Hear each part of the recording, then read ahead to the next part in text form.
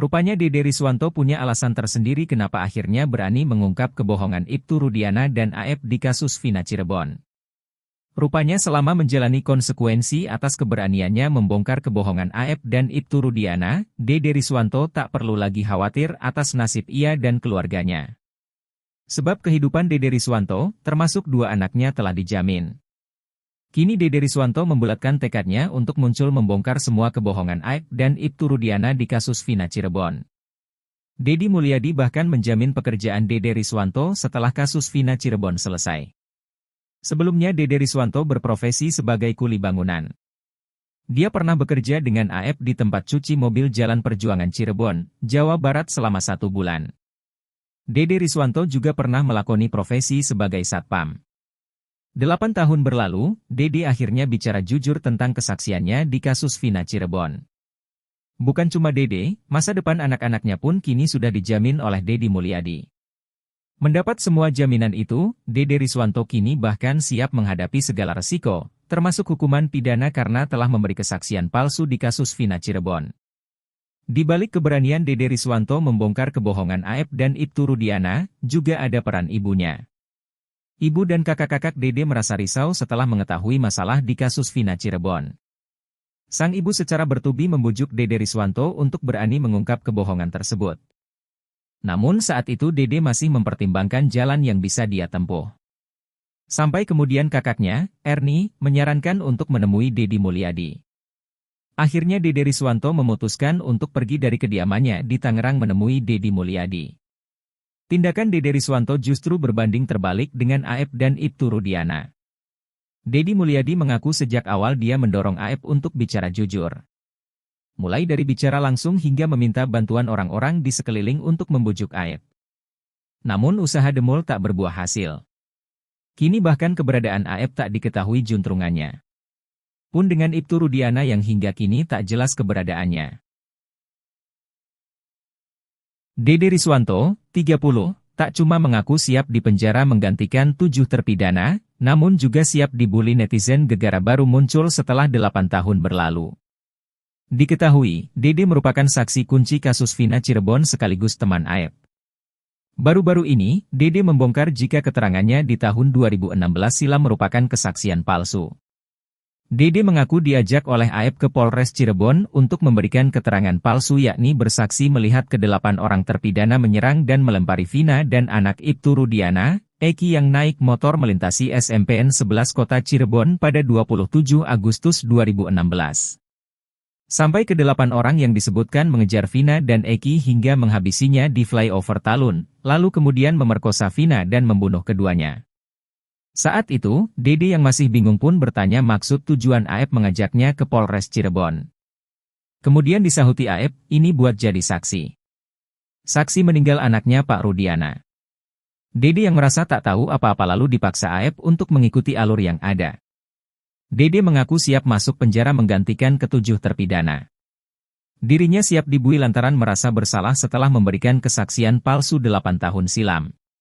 Mulanya, Dede ditanya lebih dulu oleh Ketua Umum Perhimpunan Advokat Indonesia, Pradi, Otto Hasibuan menyoal kesaksian palsu yang dibuatnya. Di sini, Dede mengaku tidak pernah diambil sumpah dan tidak pernah menjalani berita acara pemeriksaan, BAP, di Polda Jabar.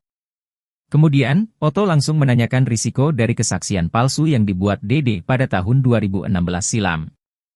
Tak cuma itu saja, Dede rupanya sejak awal sudah siap dengan segala risiko yang ada, termasuk menyoal bulian.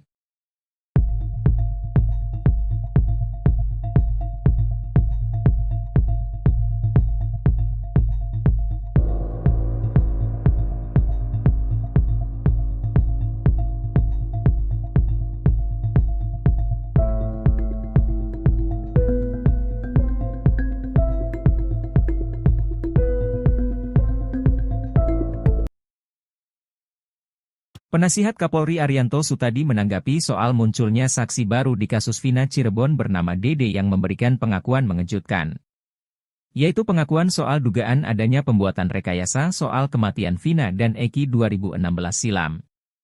Dede mengaku bahwa kesaksiannya 2016 silam adalah kebohongan atas arahan saksi Aep dan Ibtu Rudiana.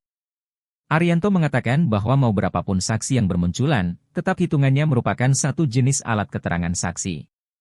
Kalau tidak didukung alat bukti yang lain misalnya dokumen, keterangan ahli ataupun petunjuk, itu belum menunjukkan dua alat bukti, kata Arianto Sutadi dikutip dari tayangan TV One, Selasa, 23 Juli 2024. Kemudian kesaksian Dede ini, menurutnya masih melempem atau lemah. Sebab kesaksian Dede yang dibahas ini adalah yang muncul di media-media. Tidak ada kekuatan sama sekali untuk menganulir keputusan 2016, kata Arianto Sutadi. Namun kesaksian Dede ini bisa memiliki kekuatan jika dilibatkan dalam sidang peninjauan kembali atau PK yang akan segera digelar dalam waktu dekat. Kemudian hal itu diakui oleh hakim di sidang PK hingga berpengaruh nanti dalam kesimpulan hakim. Sehingga sementara ini, apa yang disampaikan Dede soal Rudiana terlibat rekayasa kasus pembunuhan hanyalah tudingan belaka. Hasil putusan PK nanti, kata dia, bisa menjadi penentu nasib Rudiana ke depannya. Jika memang benar, setidaknya Rudiana akan dinilai melanggar 3 pelanggaran di kasus Vina Cirebon ini. Soal Rudiana kata Dede, itu kan cuma tuduhan. Sorry ya saya bukan membela polisi yang salah, tidak, kata Arianto. Kalau itu memang benar, 1 dia, Rudiana, melanggar kode etik, 2 melakukan tindak pidana, dan ketiga melanggar disiplin, sambung dia. Jika benar, kata dia, pelanggaran pidana itu nanti bukan berarti pemecatan dan sebagainya, pasti juga pada pemeriksaan sebagai pelaku pidana seperti orang biasa. Nantinya juga akan disidangkan lagi untuk menghukum dia sesuai pelanggaran pidananya. Kalau seandainya PK-nya kalah, itu jelas dia, Rudiana, diduga memang ikut terlibat melanggar aturan atau melanggar pidana, ungkap Arianto Sutadi.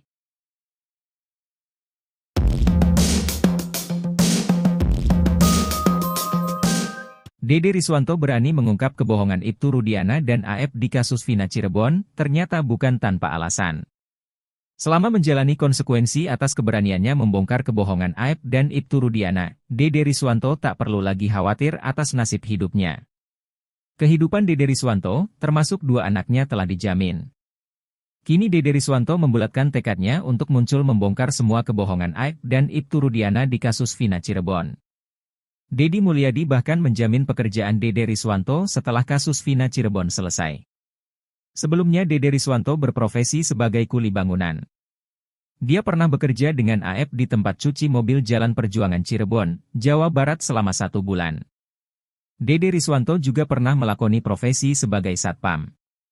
8 tahun berlalu, Dede akhirnya bicara jujur tentang kesaksiannya di kasus Vina Cirebon. Bukan cuma Dede, masa depan anak-anaknya pun kini sudah dijamin oleh Deddy Mulyadi. Mendapat semua jaminan itu, Dede Riswanto kini bahkan siap menghadapi segala resiko, termasuk hukuman pidana karena telah memberi kesaksian palsu di kasus Vina Cirebon. Di balik keberanian Dede Riswanto membongkar kebohongan AF dan Ibtu Rudiana, juga ada peran ibunya. Ibu dan kakak-kakak Dede merasa risau setelah mengetahui masalah di kasus Vina Cirebon. Sang ibu secara bertubi membujuk Dede Riswanto untuk berani mengungkap kebohongan tersebut.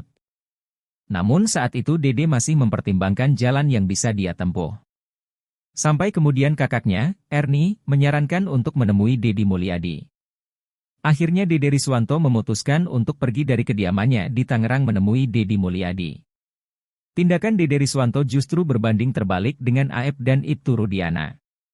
Deddy Mulyadi mengaku sejak awal dia mendorong AF untuk bicara jujur. Mulai dari bicara langsung hingga meminta bantuan orang-orang di sekeliling untuk membujuk AF. Namun usaha demul tak berbuah hasil. Kini bahkan keberadaan AF tak diketahui juntrungannya. Pun dengan Ibtu Rudiana yang hingga kini tak jelas keberadaannya.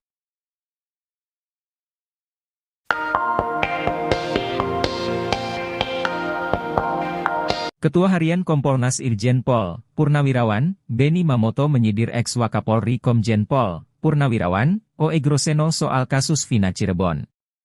Menurut Benny Mamoto, pernyataan O.E. Groseno itu malah membuat publik tambah bingung. Benny memang tak menyebutkan nama O.E. Groseno secara jelas. Namun ia menyinggung soal pengamat yang bicara ada mafia di kasus Vina Cirebon.